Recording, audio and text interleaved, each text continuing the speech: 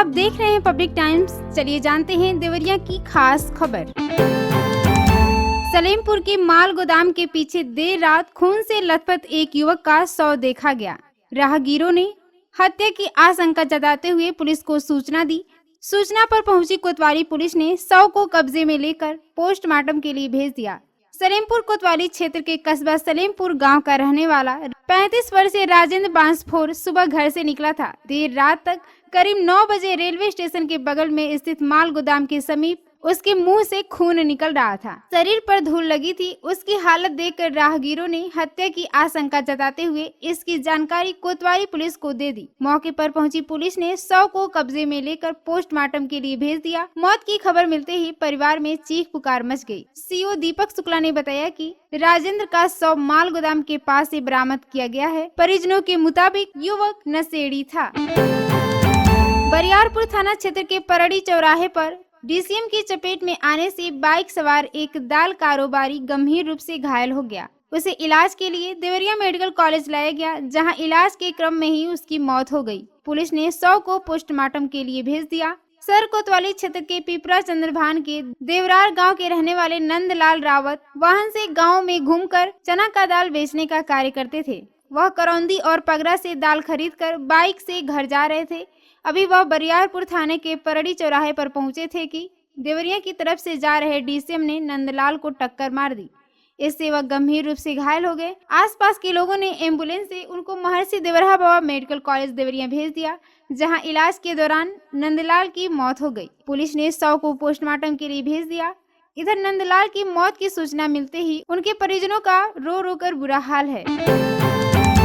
लार थाना क्षेत्र के डैनी के रहने वाले एक मजदूर की मौत करंट की चपेट में आने से हो गई। वह भैंसही गांव में निर्माणाधीन मकान में मजदूरी का कार्य कर रहा था। इसी दौरान करंट की चपेट में आ गया, जिससे उसकी मौके पर ही मौत हो गई। पुलिस ने शव को पोस्टमार्टम के लिए भेज दिया। भटनी नगर के हरिकीर्तन मोहल्ला में चल रही इंजीनियर स्वर्गीय Ashish Gupta day night cricket प्रतियोगिता का फाइनल मैच देर रात तक चला। इसमें गोरखपुर की टीम शानदार प्रदर्शन करते हुए देवरिया की टीम को 5 विकेट से हराकर फाइनल में विजेता बनी। मुख्य अतिथि क्षेत्रीय विधायक सुरेंद्र चौरसिया ने गोरखपुर टीम को विजेता ट्रॉफी के अलावा इलेक्ट्रिक बाइक और उप विजेता टीम को LED टीवी देकर सम्मानित किया। सलेमपुर नगर पंचायत के वार्ड नंबर 2 पिपरा नाजिर की रहने वाली एक महिला को फोन कर बदमाशों ने रकम की मांग की है। नहीं देने पर बेटा और बेटी का अपहरण कर जान से मारने की धमकी दी है। पीड़ित महिला ने कोतवाली पुलिस को तहरीर देकर कार्रवाई की मांग की है। लार थाना क्षेत्र के विशनपुरा गांव की रहने वाली किरण नगर के पिपरा नाजिर वार्ड में अपने मकान में रहकर बच्चों को पढ़ाती हैं। रात में उनके मोबाइल नंबर पर एक अनजान नंबर से फोन आया। मोबाइल व्हाट्सएप पर बार कोड भेजा गया है। उस पर पहले 25,000 और बाद में 15,000 की मांग की गई। महिला ने अपनी लाचारी बताई तो बदमाश 7500 रुपए की मांग करने लगे। रकम नहीं देने पर बेटा और बेटी का घर से अपहरण कर हत्या की धमकी देने लगे। मोबाइल फोन करने वाले मोबाइल न काटते हुए कहीं दूसरे से बार कोड पर रकम भेजने की बात कर रहे थे।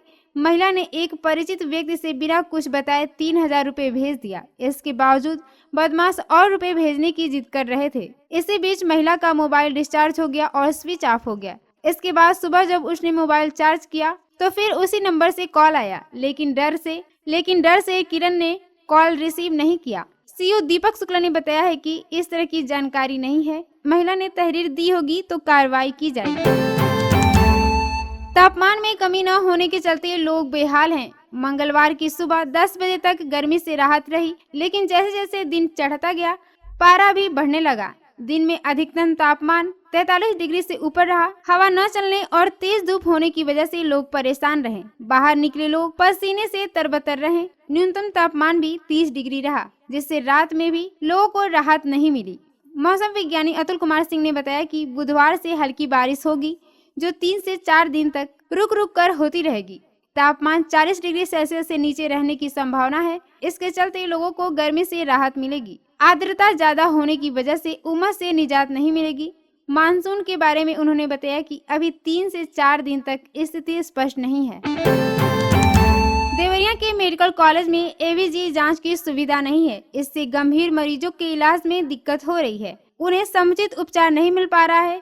हर रोज करीब 20 से 30 मरीजों को हायर सेंटर भेजना पड़ता है। ऐसे में मरीजों को गोरखपुर, लखनऊ, वाराणसी व निजी अस्पतालों की ओर रुख करना पड़ता है। महर्षि देवराहा बाबा मेडिकल कॉलेज में 3 साल से अधिक समय बीत गया, पर यहाँ अभी तक एवीजी जांच शुरू नहीं हो सकी है। अस्पताल में हर रोज करीब 2500 से अधिक मरीज इलाज कराने के लिए आते हैं। वहीं इमरजेंसी में 24 घंटे में 150 से 200 मरीज आते हैं। गर्मी और अधिक ठंड के मौसम में संख्या बढ़ भी जाती है। यहाँ पैथोलॉजी जांच की सुविधा है। इसकी रिपोर्ट सैंपल देने के अगले दिन आती है। इमरजेंसी वार्ड में भर्ती मरीजों की हालत गंभीर होने पर जांच की आवश्यकता होती है। इससे ब्लड में ऑक्सीजन, कार्बन डाइऑक्साइड सहित अन्य कमियों की जानकारी 5 मिनट में हो जाती है। इससे इलाज करने में आसानी होती है, जबकि पैथोलॉजी में जांच करने पर रिपोर्ट देर से आने पर इलाज संभव नहीं हो पाता है। इसके चलते गंभीर मरीजों का इलाज संभव नहीं हो पाता है। ऐसे में मरीजों को मजबूरी में रेफर करना पड़ता है। एबीजी मशीन छोटी होती है। यह रियल टाइम ब्लड जांच होती है। गंभीर मरीज के ब्लड सैंपल लेने के बाद तत्काल उसे जांच कराने के लिए लगाया जाता है। करीब 1 ml ब्लड से 3 से 5 मिनट में ही करीब 12 जांच की रिपोर्ट मिल जाती है। इससे किस चीज की कमी है उसका आसानी से पता चल पाता है, जिससे इलाज करने में सहूलियत होती है। देवरिया सदर रेलवे स्टेशन से गुजरने वाली कई ट्रेनें 7 से 8 घंटे विलंब चल रही हैं। यहाँ इंतजार करने वाले यात्रियों की परेशानी बढ़ रही है। 42 से 45 डिग्री तापमान रहने से रेलवे स्टेशन पर बैठकर घंटों इंतजार करना उनके लिए बेहद मुश्किल भरा प्रतीत हो रहा है। परिसर में स्वच्छ पेयजल की समुचित व्यवस्था न होना जिम्मेदारों की लापरवाही बताने के लिए काफी है। देवरिया सदर रेलवे स्टेशन से गुजरने वाली ट्रेनों की लेट लतीफी से यात्रियों के लिए सफर करना मुश्किल हो रहा है। जो लोग अपने किसी परिचित दोस्त रिश्तेदार को प्लेटफॉर्म पर छोड़ने के लिए आए हुए थे, तेज गर्म हवा और गर्मी से परेशान थे। परिसर में लगे जो पंखे चल रहे थे उनसे भी गर्म हवा ही मिल रही थी। ऐसे में इन लोगों को भी परेशान होना पड़ रहा था। बरहज के कपरवार संगम तट से सटे गोरखपुर जनपद के कोलखास में सरयू बेतहासा कटान कर रही है। इससे नदी का पानी नवीन बंधे से टकरा रहा है। बेमौसम हो रहे कटान से लोगों में खलबली है। संगम तट पर पश्चिमी नदी गोरखपुर जनपद के कोलखास में कटान कर रही है। इससे सरयू नदी का पानी कपरवार के नवीन बंधे से टकरा रहा है। बेतहासा कटान से नदी पिछले कुछ दिनों में करीब 10 से 20 मीटर भूमि लील चुकी है। संगम तट पर कपरवार गांव से सटे गोरखपुर जनपद के कोलखास गांव में हो रहे कटान के कारण गांव के लोगों की नींद उड़ गई है। देवेश सिंह, ज्ञानेश्वर सिंह, अखिलेश सिंह, नूरुल अंसारी, मदन मिश्र आदि का कहना है कि नदी सीधे कपरवार की शांति देवी के खेत के सामने नवीन बंधे पर दबाव बना रही है। लोगों का यह भी कहना है कि नदी के सीधे दबाव बनने के कारण सरयू की धारा में परिवर्तन होने की संभावना प्रबल हो गई है। भटनी क्षेत्र के गोपालपुर गांव निवासी एक युवक की गुजरात में सड़क हादसे में मौत हो गई। वह अंकलेश्वर स्थित एक कंपनी में सॉफ्टवेयर इंजीनियर के तौर पर कार्यरत था। घटना के बाद शुभचिंतक व रिश्तेदार गुजरात के लिए रवाना हो गए। भटनी थाना क्षेत्र के गोपालपुर गांव के रहने वाले अजीत कुमार मौर्य गुजरात के अंकलेश्वर में एक निजी कंपनी में सॉफ्टवेयर इंजीनियर के पद पर कार्यरत थे। वह पिता बसंत मौर्य दोनों भाइयों व पत्नी और बच्चों के साथ अंकलेश्वर में ही रहते थे। रात को ड्यूटी समाप्त के बाद वह घर के लिए बाइक से निकले थे, तभी तेज रफ्तार से आ रहे ट्रेलर की चपेट में आ गए। लोग उन्हें अंकलेश्वर जिला अस्पताल ले गए, जहां डॉक्टरों ने अजीत को मृत घोषित कर दिया। खुखुंदू थाना क्षेत्र के नूनखर गांव में एक युवक ने हिस्से के लिए कुछ लोगों पर शराब पीकर मारपीट करने का आरोप लगाया है। पीड़ित ने थाने पहुंचकर तहरीर दी है।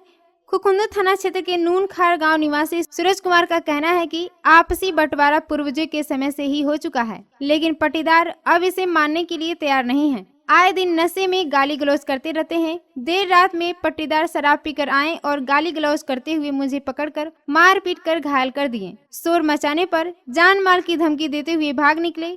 पट्टीदारों का आरोप है कि अधिक हिस्सा बखरा ले रखा है, जबकि ऐसा कुछ नहीं है। इंस्पेक्टर दिलीप सिंह ने बताया कि तहरीर मिली है, दोनों पक्षों को थाने में बुलाया गया है।